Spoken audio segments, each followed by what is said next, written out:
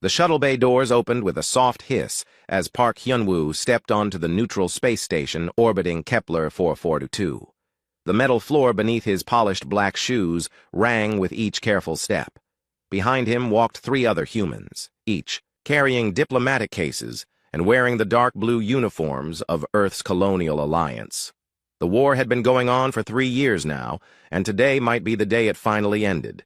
Hyun-woo had gray hair at his temples and kind eyes that had seen too much death. He was 52 years old and had spent half his life talking to aliens who wanted to kill humans. Most of the time, he convinced them not to. Sometimes he failed, and people died. He did not like failing. The space station was called Harmony Point, and it belonged to no one. Built by 7 different alien species, it floated in empty space between human and Vorth territory. The walls were white metal with blue lights running along the edges. Air recyclers hummed softly in the background. Everything smelled clean and cold. "Ambassador Park?" said a voice behind them. They turned to see Captain Rodriguez walking toward them. She was a short woman with brown skin and tired eyes. "Welcome to Harmony Point. I hope you can end this war."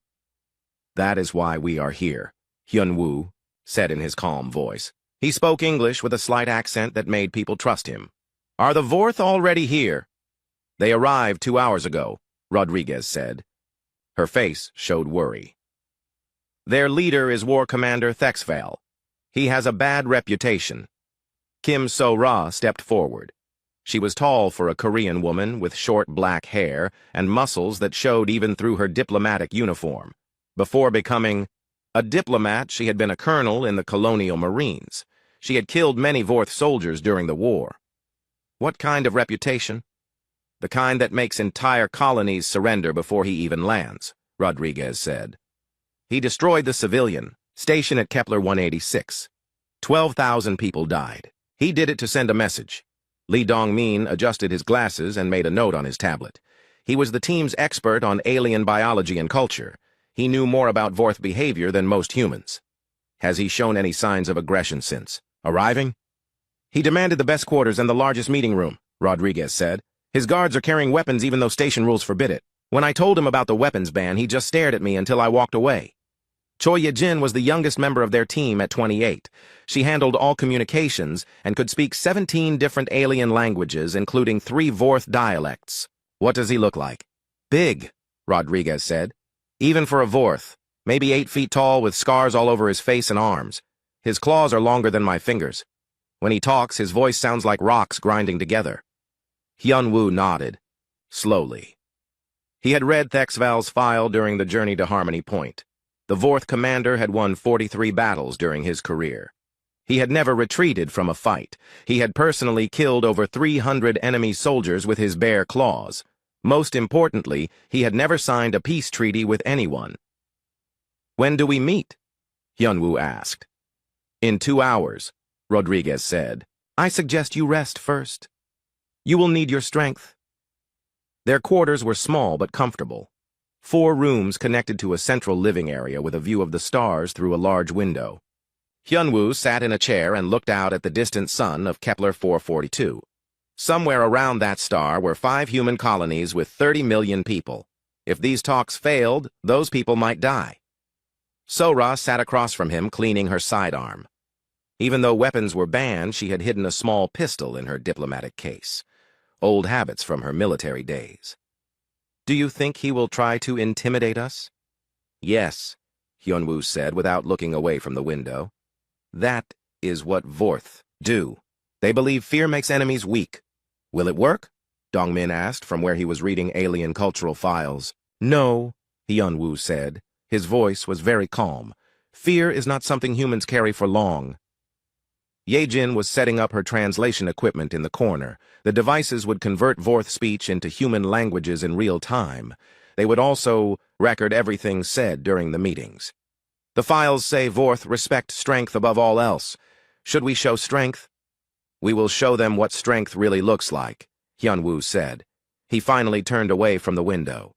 "It does not roar or threaten or wave weapons around. Real strength sits quietly and waits." 2 hours later, they walked through the corridors of Harmony Point toward the main conference room. Other aliens moved aside as they passed. Most had heard about the human-Vorth war. Some species thought humans were weak because they tried to solve problems with words before weapons. Others had heard different stories about what happened when humans stopped talking. The conference room was large with a round table in the center. Windows on all sides showed the stars and the distant planets of the Kepler system. Captain Rodriguez was already there, along with representatives from 6 other alien species who would witness the talks. Then the Vorth delegation entered. HFY was everything Rodriguez had said and worse. His scales were dark green with black patches where old wounds had healed. His eyes were yellow with vertical pupils like a snake. When he moved, his claws scraped against the metal floor. Behind him came 4 Vorth guards in black armor carrying plasma rifles. The alien witnesses moved back when they saw HFY. A Centauri diplomat actually left the room.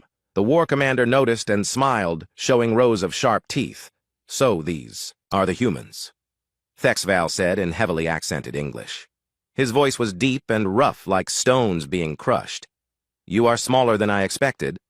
Hyunwoo walked to his chair and sat down smoothly. "Commander HFY, welcome to Harmony. Point. We appreciate you taking time from your busy schedule to discuss peace." "Peace." HFY repeated the word like it tasted bad. "Your people speak much of peace while your warships burn Vorth colonies." "Our warships respond to attacks on human civilians," Sora said. Her voice was steady, but there was steel underneath. "Perhaps if Vorth forces stopped targeting hospitals and schools, our warships would have less work to do." HFY's eyes fixed on Sora. He could smell the scent of a warrior on her even through her diplomatic clothing. "You speak boldly for such a small creature. Do you know who I am?" "War Commander HFY of the Vorth 5th Fleet," Sora replied without hesitation. "Winner of 43 battles, destroyer of Kepler 186 station, killer of 12,000. Human civilians including 3,000 children." "You have done your research," HFY said. He seemed pleased rather than upset. "Then you know what happens to those who oppose me." "We know what happened to those who could not fight back," Dongmin said quietly while making notes on his tablet. "Civilians, medical stations, supply convoys. Your victories seem to focus on targets that cannot shoot back." The temperature in the room seemed to drop. HFY's claws extended slightly, and his guards shifted their weapons. The alien witnesses moved even further back. Hyunwoo remained perfectly calm. He opened his briefcase and removed a folder of papers. "Shall we begin with the territorial disputes, or would you prefer to start with prisoner exchanges?" "You sit there so calmly," HFY said. He was studying Hyunwoo like a predator examining prey. "Do you not understand the danger you are in?" "I understand many things," Hyunwoo said. He opened the folder and began reading from the first page. "I understand that 17 star systems have been devastated by this war. I understand that both our species have lost millions of people. I understand that we are here to stop the killing." "The killing stops when humans submit," HFY said. His voice was getting louder. "Surrender your colonies and accept Vorth rule. Then there will be peace." "That is not going to happen," Hyunwoo said in the same calm voice he might use to order coffee. "Perhaps we should discuss more realistic options." HFY stared at the human ambassador for a long moment. Most species would have shown some sign of fear by now. Increased breathing, sweating, fidgeting, stammering. The human showed nothing. He sat reading his papers as if discussing the weather. "You are either very brave or very stupid," HFY said finally. Hyunwoo looked up from his papers and met the Vorth commander's yellow eyes without blinking. "Time will tell which one, Commander. Now shall we discuss the terms for ending this war, or are you planning to posture all day?" The room fell silent, except for the soft hum of the air recyclers. Captain Rodriguez held her breath. The alien witnesses watched in fascination. No one had ever spoken to HFY like that and lived. The war commander's claws scraped against the table as he leaned forward. His guards raised their weapons slightly. The humans did not move. "Very well," HFY said, after a long pause. "Let us talk. But understand this, human. I have broken stronger spirits than yours. Before these talks are over, you will learn to show proper respect to a Vorth war commander." Hyunwoo made a note in the margin of his papers. "I will add that..." threat to our record of this meeting. Now then, regarding the status of contested systems in the Kepler 442 region. As the first day of talks began, neither side realized they were about to discover something important about the other. The Vorth would learn that humans were far more dangerous than they appeared. The humans would learn that sometimes the galaxy's most feared warriors were simply bullies who had never met anyone willing to stand up to them. The second day of talks began badly and got worse from there. Thexval arrived 30 minutes late with his guards clanking behind him in full battle armor. He threw himself into his chair hard enough to make the metal groan. His yellow eyes swept the room looking for signs of weakness or fear. He found none among the humans. Hyunwoo sat exactly as he had the day before, with his papers arranged neatly in front of him. Sora had her hands folded on the table and watched the Vorth guards with the calm attention of a predator. Dongmin was making notes on his tablet about Vorth behavioral patterns. Yejin adjusted her translation equipment and pretended not to notice when Thexval stared at her. "Commander," Hyunwoo said politely, "we were discussing the withdrawal of Vorth forces from the Kepler 438 system." "There will be no withdrawal," Thexval said. His voice filled the room like the growl of a large animal. "Human forces will withdraw from 12 systems, including all colonies in the Kepler 442 region. That would involve abandoning 30 million human civilians," Sora said. Her voice remained level, but something cold moved behind her eyes. "We do not abandon our people.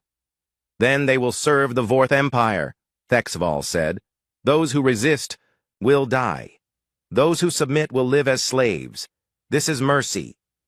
The alien witnesses shifted uncomfortably in their seats. A few whispered among themselves in their own languages. Captain Rodriguez looked like she wanted to be anywhere else in the galaxy. Dongmin looked up from his tablet. "Our xenobiology reports indicate that Vorth and humans cannot coexist in the same environments long-term. The atmospheric requirements are too different. What you are proposing is genocide with extra steps." "Genocide," Thexval repeated the word slowly.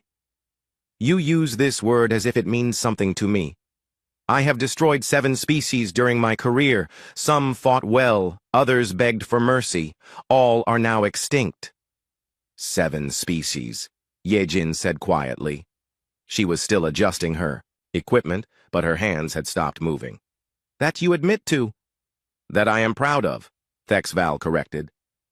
"The galaxy is better without weak species cluttering it up." Hyunwoo made another note in his papers. The sound of his pen scratching on paper was very loud in the sudden silence. "I see. And you believe humans are a weak species?" "Obviously," Thexval said. He leaned back in his chair, which creaked under his massive weight. "You send diplomats instead of warriors.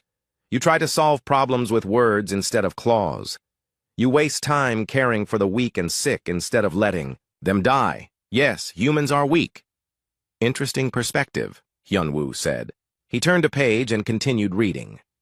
"Let us return to the territorial discussions. We propose a buffer zone of 3 light years between human and Vorth space." "No," Thexval said.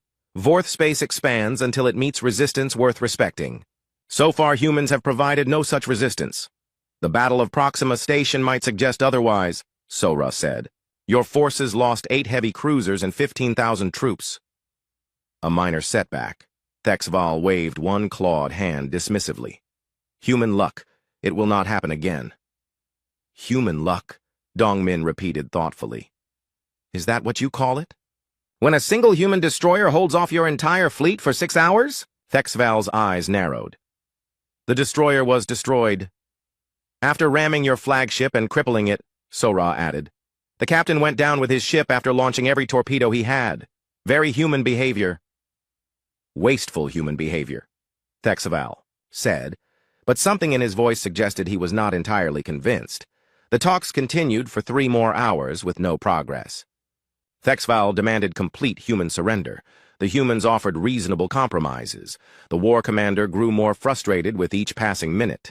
When the session ended, Thexval remained in his chair as the others filed out. "Ambassador."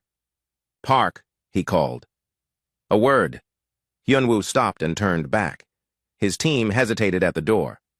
"You may go," he told them quietly. "I will join you shortly."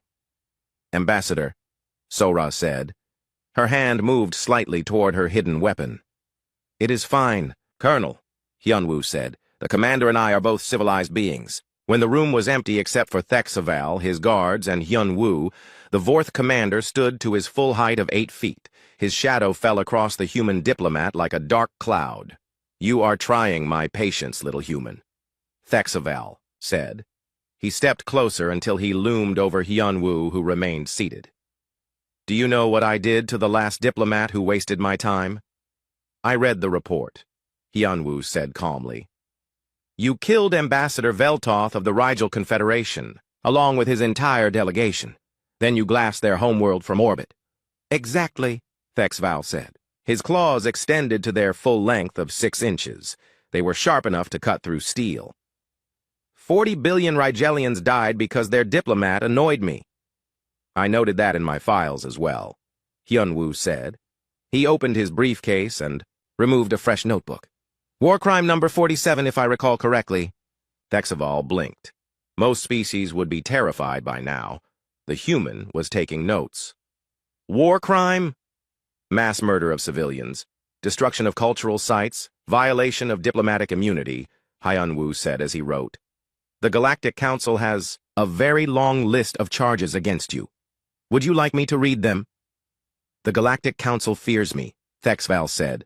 As you should. Fear, Hyunwoo repeated the word thoughtfully. Let me tell you something about fear, Commander. Fear is what prey animals feel when predators hunt them. I am not prey. Thexaval's guards moved closer.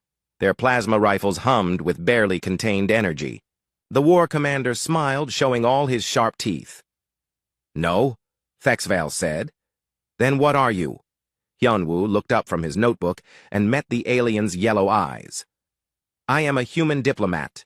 That means I am here to prevent a war that would kill billions of people on both sides. It also means I am probably the only thing standing between your empire and complete annihilation. You threaten me. Thexaval's voice dropped to a dangerous whisper. I state facts, Hyunwoo said. He closed his notebook and put it away. Humans have been fighting wars for 5,000 years. We have gotten very good at it. The only reason your empire still exists is because we prefer to talk. Thexaval reached out with one massive clawed hand and grabbed the front of Hyunwoo's uniform. He lifted the human diplomat out of his chair until they were face to face. His breath smelled like rotting meat. I could gut you like a fish right here, Thexaval growled. Yes, Hyunwoo agreed. His voice remained perfectly calm, even hanging in the alien's grip. You could. Then what? Then your people would learn respect. No, Hyunwoo said. Then my people would learn that diplomacy has failed. And when humans stop talking, Commander, everything else dies. For a moment, Thexaval hesitated. There was something in the human's voice that he had never heard before. Not fear or anger or desperation. Something else. Something that made his predator instincts whisper warnings. Then his pride took over, and he squeezed harder. Your people are soft, weak. They will cry and surrender when they see your broken body. Will they? Hyunwoo asked. Are you familiar with human history, Commander? Do you know what happened to the last species that killed our diplomats? Thexaval did not answer, but his grip loosened slightly. The Malthari hegemony, Hyunwoo continued in his calm voice. They captured and tortured Ambassador Chen during the first contact negotiations. They broadcast his execution across their empire to show human weakness. What happened to them? Thexaval asked, despite himself. Nothing for 6 months, Hyunwoo said. Humans are patient. We prepared carefully. Then we arrived at their homeworld with a fleet of 500 ships. The entire Malthari civilization was extinct within 72 hours. Impossible, Thexaval said, but his voice lacked conviction. The planet is still there, Hyunwoo said. Empty. We left it as a monument, a reminder. The inscription on the orbital marker reads, Here lived a species that mistook human patience for human weakness. Would you like me to arrange a tour? Thexaval released his grip and stepped back. The human straightened his uniform and picked up his briefcase as if nothing had happened. You would genocide an entire species for one diplomat? Thexaval asked. We would end a threat to human survival, Hyunwoo corrected. That is what we do, Commander. That is what we have always done. The only difference is scale. And if I kill? You now? Hyunwoo walked to the door, then paused and looked back.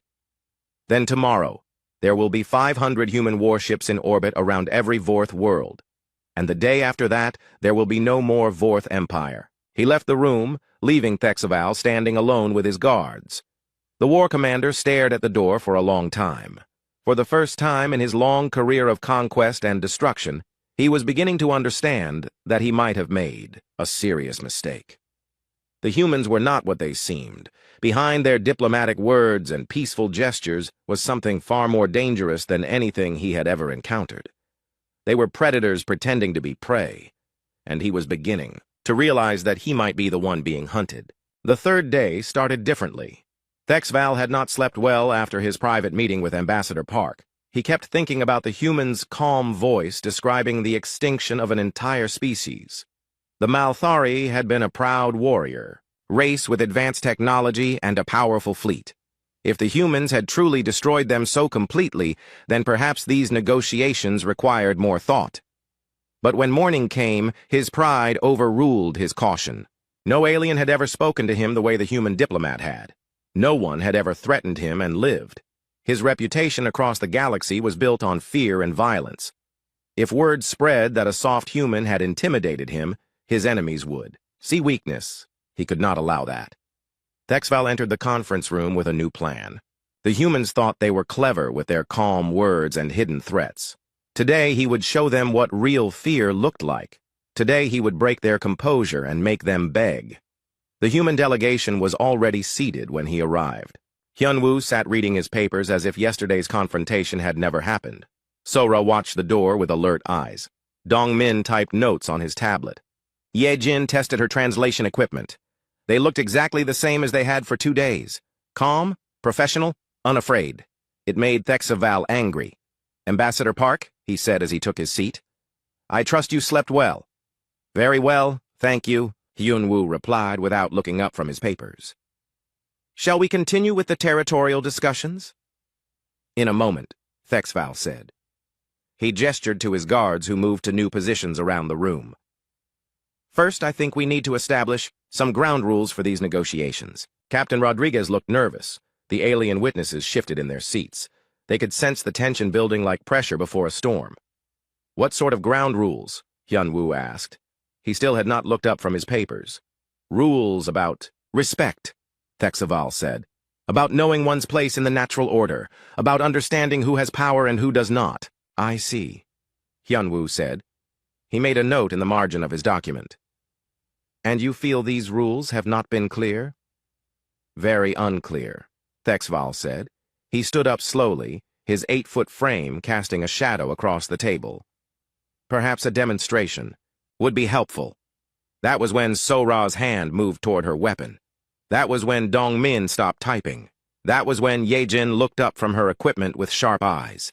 The humans had sensed the change in the room's atmosphere like wolves, scenting danger. But Thexaval was too focused on his plan to notice the subtle shift in their posture. He thought he was about to break their spirit. He thought fear would make them weak and desperate. He thought wrong. Captain Rodriguez, Thexval said without taking his eyes off the humans. Please have your security forces stand down and leave. This room. I cannot do that, Rodriguez said. Her voice was tight with worry. Station protocols require... Now! Thexval roared. His voice echoed off the metal walls like thunder. The alien witnesses cringed back in their seats. 2 of them actually fled through the side exits. Rodriguez hesitated, then activated her comm unit. Security teams Alpha and Beta withdraw to level 7. Maintain standby positions. All security teams, Thexaval corrected. Station-wide stand. Down! Sir, I cannot! Thexaval's claws scraped against the table as he leaned forward. Do it now, or I will consider the station hostile and respond accordingly. Rodriguez went pale. She knew what that meant. Thexaval's ships were armed with planet cracker weapons. All security teams stand down. Return to quarters immediately. Within minutes, the conference room was empty except for the 2 delegations and Captain Rodriguez. The Vorth guards moved to seal the exits. Their plasma rifles hummed with deadly energy. Thexval smiled his predator smile and looked down at the humans. Much better. Now we can speak freely, without interruption. Hyunwoo finally looked up from his papers. His expression had not changed at all. Are you quite finished with your preparations, Commander? We have a great deal of work to accomplish today. The complete lack of reaction infuriated Thexval. Where was the fear? Where was the panic? Where was the desperate pleading for mercy? The humans sat there like they were waiting for him to order coffee. You do not understand your situation, Thexval said. You are surrounded, cut off, at my mercy. I understand the situation perfectly, Hyunwoo said. He closed his folder and folded his hands on the table. You have decided to violate the Galactic Accords on diplomatic immunity in front of multiple witnesses. You have threatened neutral station personnel. You have sealed emergency exits in violation of safety protocols. Shall I continue? You think your laws and protocols matter here? Thexval laughed. The sound was like grinding stone. I have the power. I make the rules. Do you? Sora asked quietly. How interesting. Something in her tone made Thexval pause. The human female was not looking at him with fear or submission. She was studying him like a scientist examining a particularly stupid specimen. Yes, Thexval said, but with less confidence than before. I am War Commander of the 5th Fleet. I have conquered 43 worlds. I have destroyed 7 species. I am death incarnate.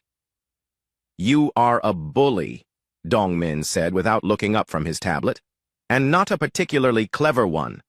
The insult hit Thexval like a physical blow. No one had ever called him such a thing. Warriors across the galaxy spoke his name in whispers. Entire fleets fled rather than face him in battle. He was fear itself given form. I am going to enjoy breaking you, Thexval snarled. He signaled his guards, who raised their weapons and aimed them at the human delegation. That was the moment. Everything changed. Hyunwoo did not flinch or duck or cry out. Instead, he reached for his water glass and took a slow sip. The sound of him swallowing was very loud in the tense silence. Commander, he said in a voice so calm it was almost conversational. Are you familiar with the concept of mutually assured destruction? What? Thexval was thrown off by the unexpected question. It is an old human military doctrine, Hyunwoo explained. The idea that if you can guarantee your enemy's destruction even if they destroy you first, rational actors will choose not to attack. More human philosophy, Thexval sneered. Weakness disguised as wisdom. Perhaps, Hyunwoo agreed.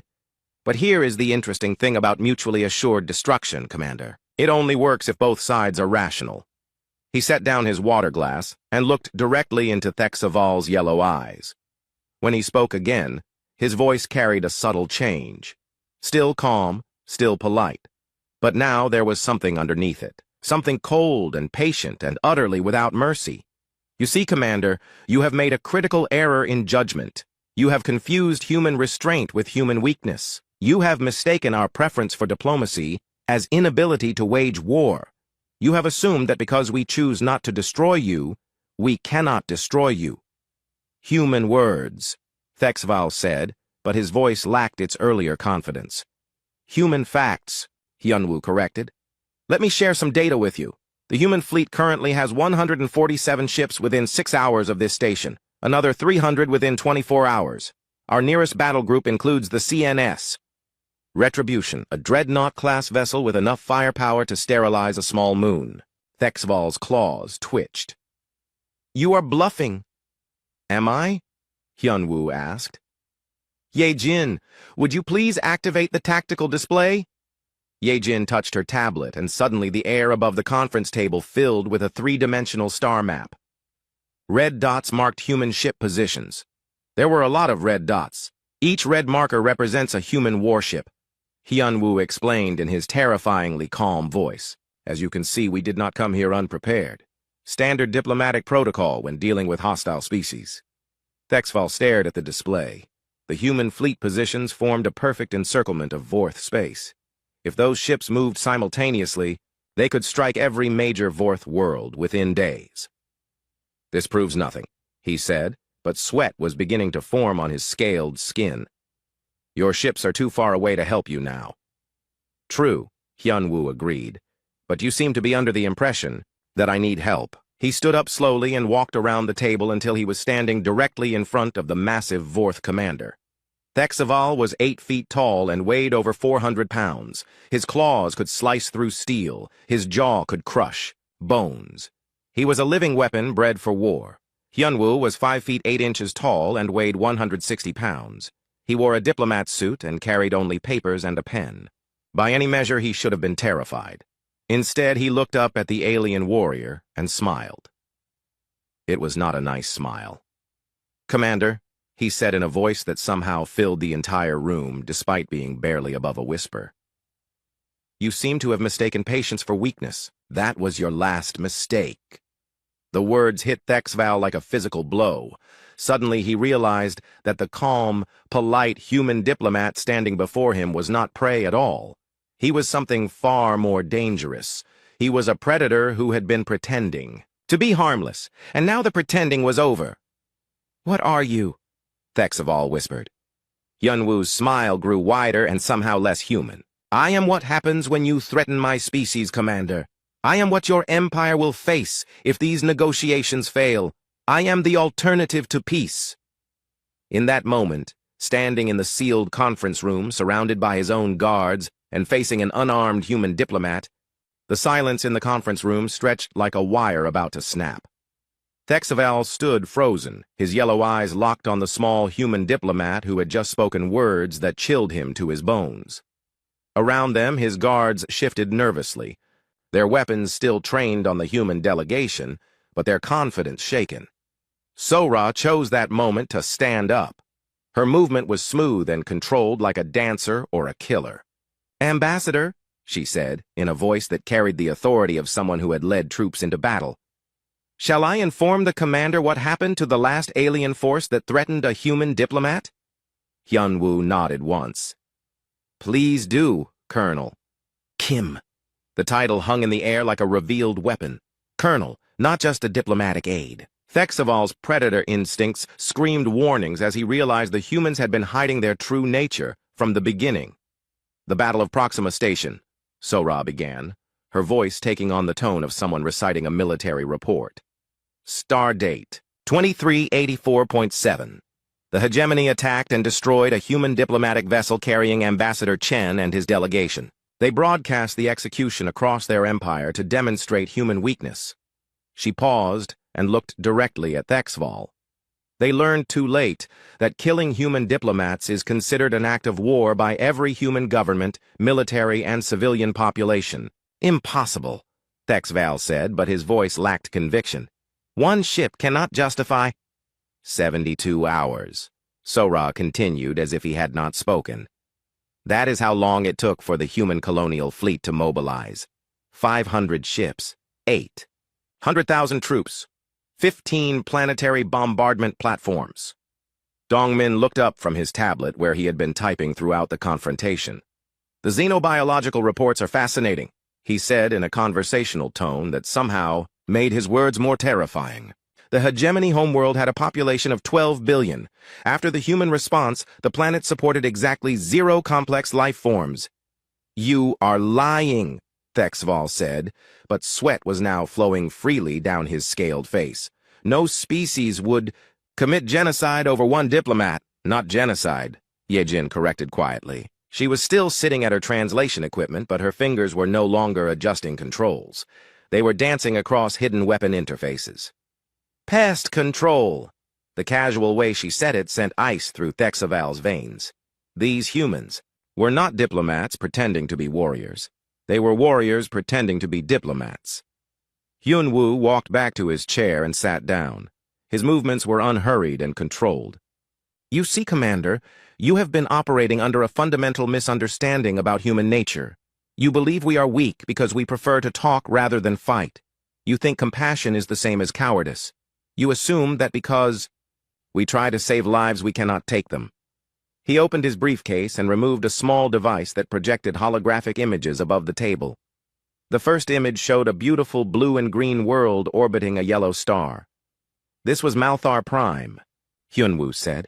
"Homeworld of the Malthari hegemony. Population 12 billion. 7 major cities. 3,000 years of recorded history. The image changed to show the same planet, but now it was gray and lifeless. The oceans were dark. No lights showed on the night side. Nothing moved on the surface. "This is Malthar Prime today," Hyun-woo continued. "Population 0, no cities, no history, a monument to what happens when someone mistakes human patience for human weakness." Thexval stared at the dead world displayed above the table. "Your species destroyed an entire civilization for one diplomat?" "We ended a threat," Sora corrected. "The hegemony declared war on humanity when they executed our ambassador. We simply finished the war they started." "In 72 hours, Dongmin added. "We are very efficient when we stop trying to be merciful." Thexval's guards were beginning to understand that something had gone very wrong with their commander's plan. The humans were not cowering or begging. They were explaining, calmly and patiently, why threatening them had been a terrible mistake. "But you are here," Thexval said desperately. "You are negotiating. You want peace." "We prefer peace," Hyun-woo agreed. "Peace allows us to explore and learn and build new things. War forces us to focus on destroying things. We find destruction, much easier than creation, but far less satisfying. Then why threaten war if you prefer peace?" "Because, Commander," Hyun-woo said in a voice that was gentle and terrible at the same time, "we learned long ago that the only way to have lasting peace is to be so good at war that nobody wants to fight us." The holographic display changed again. Now it showed tactical displays of human fleet movements, ship positions, weapon systems, battle formations that could reduce planets to rubble. Every human ship in our fleet was designed by people who studied every military conflict. "In recorded history," Sora explained, "we know how every species fights. We know their strengths and weaknesses. We know how to defeat them quickly and completely." "We know about Vorth tactics," Dongmin said without emotion. "Your preference for psychological warfare. Your reliance on fear and intimidation. Your tendency to target civilians to break enemy morale. We know about your fleet positions," Yejin added. "Your supply lines, your command structure, your backup plans, and your backup plans for your backup plans." Thexval was beginning to understand that the humans had not come to these negotiations as supplicants hoping for mercy. They had come as predators, deciding whether their prey was worth keeping alive. "What do you want?" he asked, and for the first time in his long career, his voice carried a note of genuine fear. "We want what we have always wanted," Hyun-woo said. "An end to this war. A reasonable peace that allows both our species to survive and prosper. The difference is that now you understand what happens if we do not get it." The holographic display changed one final time. Now it showed Vorth space surrounded by human fleet positions. Red markers indicated human ships. There were hundreds of them. Thousands. A network of destruction that could be activated with a single command. "Standard diplomatic protocol," Hyun-woo explained. "When human diplomats meet with hostile species, we ensure that failure to reach an agreement results in the complete elimination of the threat. It makes negotiations more focused and productive." "You would really destroy the entire Vorth Empire?" Thexval asked. "If necessary," Hyun-woo replied without hesitation, "but we would prefer not to. Extinction is wasteful. It eliminates potential allies and trading partners. It destroys unique cultures and technologies. It makes the galaxy a smaller and lonelier place." "But you would do it." "Commander," Hyun-woo said, and now his voice carried the weight of absolute certainty. "We have done it before, multiple times. The galaxy is full of empty worlds that once belonged to species who thought humans were weak. We remember their names even though no one else does. We built monuments on their graves so we would never forget the cost of being underestimated." Sora leaned forward. "The question is not whether we can destroy your empire, Commander. The question is whether we need to. And that decision," Dongmin said while making notes on his tablet, "depends entirely on what you choose to do in the next few minutes." Thexval looked around the room at his guards. They were still armed. They still outnumbered the humans. In theory, he could still order them to fire and eliminate the human delegation. But he knew with absolute certainty that if he gave that order, it would be the last command he ever issued. Somewhere in human space, an automated system was monitoring this negotiation. If the human delegation died, the response would be immediate and total. "My fleet," he said weakly. "My people." will be spared if you choose wisdom over pride, Yunwu said. Will be remembered only in history books if you do not. But I am war commander of the Fifth Fleet. I do not surrender. You are not surrendering, Yejin said gently. You are choosing to let your people live. That is not weakness, Commander. That is the hardest kind of strength. Thexval closed his eyes, and for a moment he looked older than his years. When he opened them again, something had changed. The predatory arrogance was gone, replaced by the tired wisdom of a warrior who had finally met something more dangerous than himself. What are your terms? He asked quietly. Hyunwoo smiled, and it was a kind smile now, not the terrible predator grin from before. The same reasonable terms we offered 2 days ago, Commander. Territorial boundaries, prisoner exchanges, trade, agreements, mutual non-aggression pacts. The only difference is that now you understand why accepting them is in your best interest. And if I agree to these terms, then this war ends, and both our species begin to build something better. Your people live. Our people live. The killing stops. And if I refuse? Hyunwoo's expression did not change, but somehow the temperature in the room seemed to drop several degrees.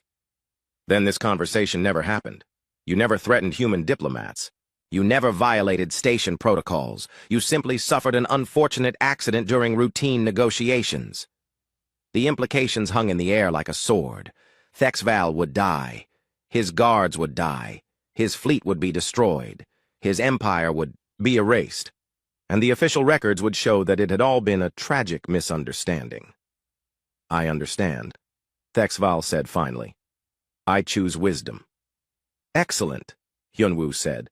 He gestured to his team, and their weapons disappeared as quickly as they had appeared. The news spread across the galaxy faster than light itself. Within hours of the incident at Harmony Point, every major news network was broadcasting the same incredible story.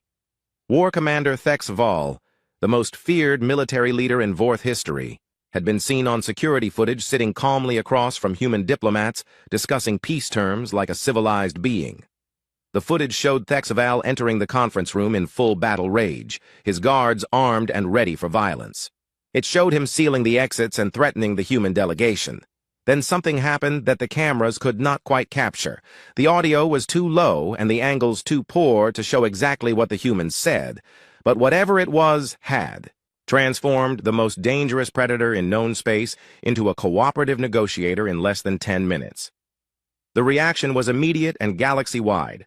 On Centauri Prime, the Council of Ministers held an emergency session to discuss the implications. The Rigel Confederation sent urgent messages to their ambassadors, warning them to treat human diplomats with extreme courtesy. 3 minor species that had been planning raids on human colonies quietly canceled their military exercises. Most telling of all was the reaction from Vorth space itself. Fleet commanders who had served under Thexval for decades sent encrypted messages to their homeworld asking for clarification. Had their war commander truly negotiated with humans? Had he really agreed to peace terms? What did this mean for the Empire? The answer came from Thexval himself in a message broadcast to every Vorth ship in the galaxy. He appeared on screen looking tired but determined. Behind him stood his senior advisors, Sekhmoth and Veltara, both of whom had spent the last day analyzing classified intelligence reports about human military capabilities. "Warriors of the Empire," Thexval began, his voice carrying none of its usual rage. "I speak to you now not as your war commander, but as someone who has learned the difference between courage and stupidity." He paused and looked directly into the camera. "The humans are not what we believed them to be. Their preference for diplomacy is not weakness. Their restraint is not cowardice. Their desire for peace is not surrender. It is the calculated choice of a species that has become so effective at warfare that they no longer need to prove their strength." The broadcast continued for 20 minutes as Thexval explained what he had learned. The humans had fought wars for thousands of years before they ever left their homeworld. They had practiced genocide, planetary bombardment, and species extinction on each other long before they met other aliens. When they finally reached the stars, they brought with them the accumulated military knowledge of 5 millennia of conflict. "We have been fighting wars for 300 years, Thexval said.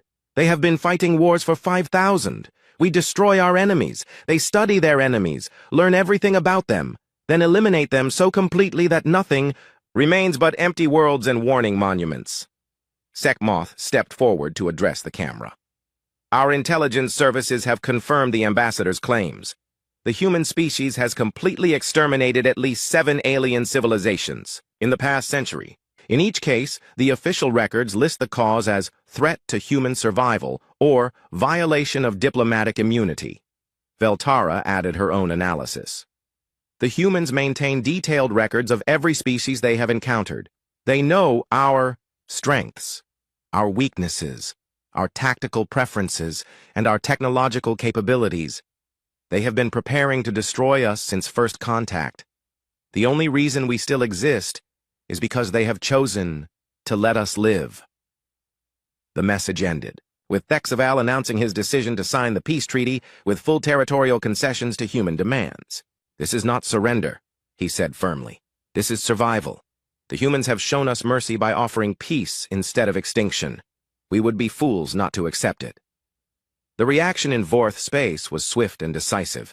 Fleet commanders who had spent years planning attacks on human colonies quietly filed their warships in orbital storage. Military academies began teaching new courses on diplomatic protocol and peaceful conflict resolution. The entire empire began the difficult process of transforming from a warrior culture to something more sustainable. Back on Harmony Point, the peace negotiations proceeded with remarkable speed. What had been deadlocked for 3 days was resolved in 3 hours once Thexval understood the true stakes. The final treaty included territorial boundaries that both species could live with, prisoner exchange programs, and the establishment of neutral trade zones. More importantly, it included specific provisions for preventing future conflicts. Any aggressive action by either species would trigger immediate investigation by neutral observers. Any violation of diplomatic immunity would result in economic sanctions, followed by military intervention if necessary. Hyun-woo signed the treaty with the same calm precision he had shown throughout the negotiations. This is a good day for both our species, Commander. Your people will live to see their children grow up in peace, and yours will not need to carry the burden of another extinction. Thexval replied. I am beginning to understand why you prefer diplomacy to warfare. War is easy, Sora said as she witnessed the signing. Any fool with weapons can start a war. Peace requires wisdom, patience, and strength. It takes far more courage to choose not to destroy your enemies. The celebrations that followed were subdued but genuine. Captain Rodriguez finally relaxed for the first time in days. The alien witnesses sent messages to their governments praising human diplomatic skills. The galaxy gained 2 new words in its common vocabulary: human patience, meaning restraint backed by overwhelming force, and human mercy, meaning the choice to spare enemies who could easily be destroyed. 6 months later, Ambassador Park Hyun-woo returned to Earth as a hero. The president herself met him at the spaceport along with crowds of cheering civilians. But Hyun-woo knew the truth that the crowds did not. He had not won the peace through brilliant negotiation or diplomatic skill. He had won it by showing an alien warlord exactly what would happen if the negotiations failed. In his private report to the Colonial Council, he wrote, "The Vorth Empire has agreed to peace not because they respect human wisdom, but because they fear human capability. This is not true peace, but it is functional peace. It will last as long as they remember what they learned at Harmony Point." The report concluded with a recommendation that became standard policy for all future diplomatic missions. When dealing with aggressive species who mistake restraint for weakness, it may be necessary to briefly remove the mask of diplomacy and show them what lies underneath. Most rational beings will choose to negotiate once they understand the alternative. Thexval returned to Vorth space a changed being.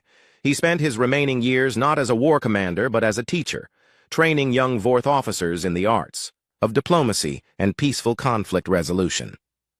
He often told his students about the day he learned the most important lesson of his career.